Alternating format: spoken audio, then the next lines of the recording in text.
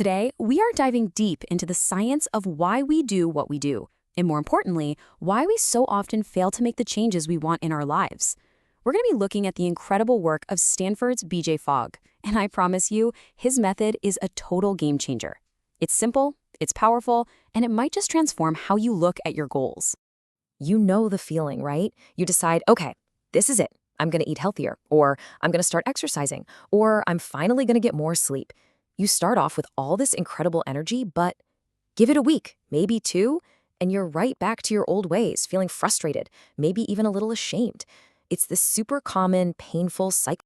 And this is exactly where we get totally stuck. We start blaming ourselves. We tell ourselves we just don't have enough willpower or we're not motivated enough. We've kind of absorbed this idea that if we can't stick to some big, ambitious plan, then, well, the problem must be us. Our character must be flawed. But what if that whole idea is just completely wrong? BJ Fogg's entire argument is that the problem isn't some personal failing. It's not about you at all. It's that our whole approach to change, the method we've all been taught, is fundamentally broken. We've basically been set up to fail. Okay, so let's get into this because there really is a much, much better way. So to build better habits, we first have to understand how behavior actually works. And for this, Fogg created a brilliantly simple model. Seriously, think of it as a lens that makes sense of every single action you take, from brushing your teeth to compulsively checking your phone. Here it is, the whole thing in one simple formula. Behavior happens when three things come together at the very same moment: motivation, ability, and a prompt. If even one of these is missing, guess what? The behavior will not happen.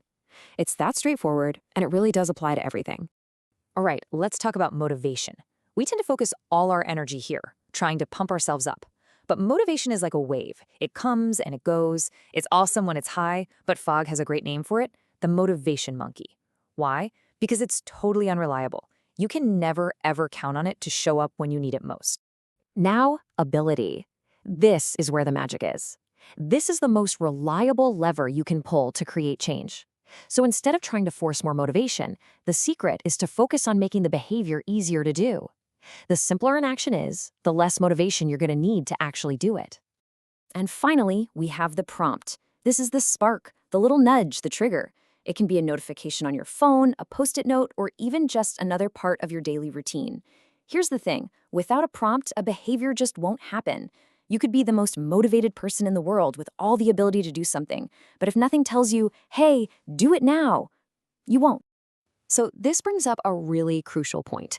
We often get confused between big, vague aspirations and actual concrete behaviors. You see, lose weight is an aspiration. It's an outcome. You can't just lose weight at 2 p.m. on a Tuesday, but you can do a very specific behavior, like eating 1 carrot. The whole key is to break down your giant goals into tiny, specific actions you can actually perform.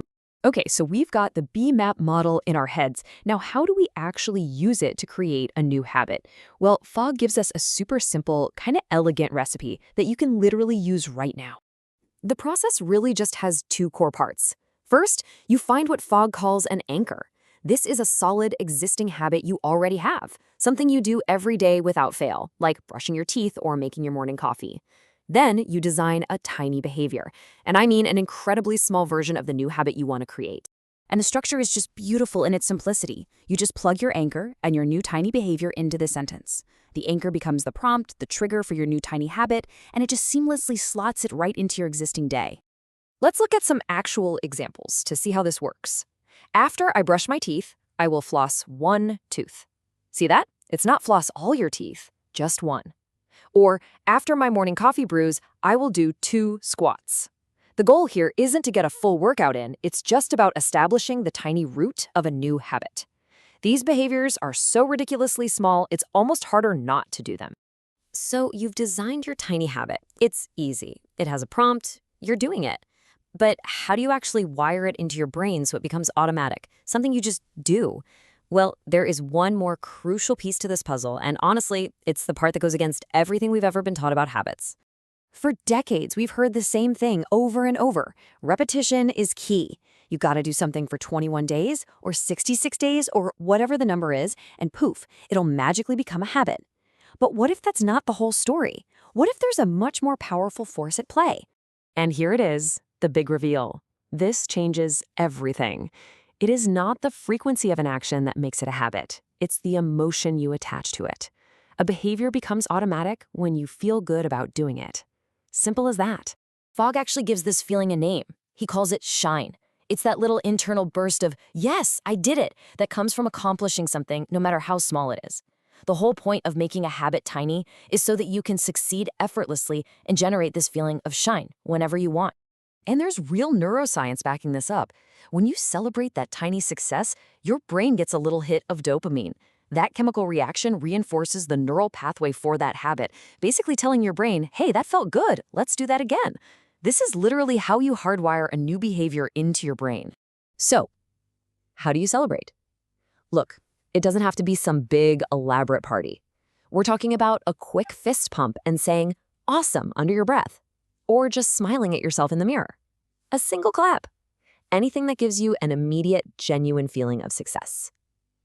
The key is, you have to do it right after the tiny habit. And this really brings us to a core philosophy of all of Fogg's work. The road to lasting change isn't paved with guilt trips or self-criticism. It's built on a foundation of small, consistent wins that make you feel successful. That feeling, that is the fuel for real transformation. So I'll just leave you with this one question. Forget about those massive, intimidating goals for just a moment. Instead, I want you to think, what is one tiny, almost laughably small action you can take? And how can you celebrate that little victory? Because according to the science, that right there, that is where real, lasting change actually begins.